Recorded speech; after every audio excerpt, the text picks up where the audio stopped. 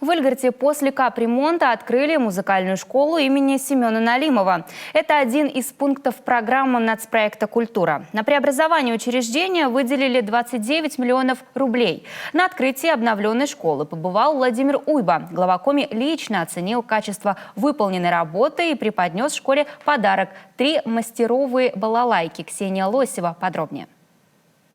Изменили все от подвала до кровли. Работы в здании 1955 года постройки продолжались с марта. Заменили полы, потолки, стены, двери, окна и актовый зал. Прежде здесь был подвесной потолок, что для акустики губительно. Теперь здесь слышно даже шепот. Прекрасный подарок к грядущему юбилею учреждения. По случаю открытия школы на новой сцене дали концерт. Его посетил и глава Коми Владимир Уйба.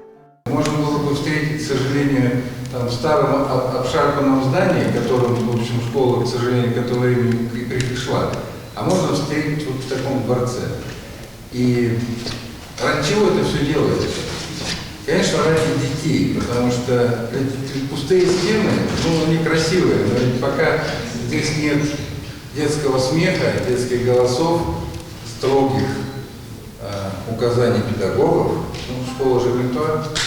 Поэтому, конечно, та более 100 детишек, которые занимаются в этой школе, это наша гордость.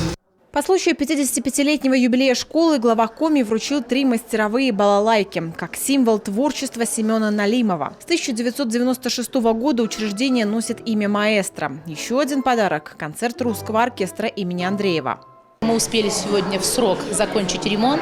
Небольшие отставания у нас были, но вы прекрасно понимаете, что в любом ремонте, наверное, есть такие моменты, когда что-то у нас появляется новое в рамках работы. Но сегодня мы все успели. Я сегодня очень благодарна нашему руководству Владимиру Викторовичу Уйба, главе республики, правительству Республики Коми за финансовую поддержку. И что сегодня мы успели и смогли реализовать в рамках проекта «Национальная культура».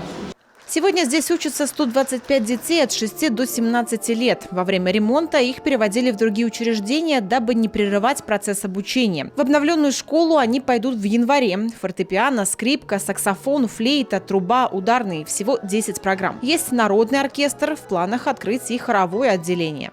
Кровля у нас текла. В подвале стояла вода. Было в таком плачевном состоянии, и то, что сейчас у нас преобразилось, кровля, чердачное помещение утеплилось, у нас нет сосулек, как это были огромные. В общем, все прекрасно. Не только косметический ремонт. Соблюдены требования по антитеррору, пожарной безопасности, обеспечен доступ для маломобильных граждан. К ремонту готовились год, разрабатывали проект, составляли смету, оформляли документы и проходили госэкспертизу. Более 29 миллионов рублей обошелся ремонт. То есть, да, ремонт дорогостоящий, обновлено все: электрика, водопровод, канализация, система отопления, окна заменены, двери у нас установлены в каждом классе, шумоизоляционные, то есть то, что и надо для музыкальных школ. В 2023 году в школу поступит новое оборудование, мебель и литература. В планах властей Сыктывдинского района построить социокультурный центр в Пажге, капитальный ремонт Дома культуры в Ильгарте и строительство клуба в селе Лозом. Ксения Лосева, Виктория Денисова, Олег Костромин, телеканал Юрган, Сыктывдинский район.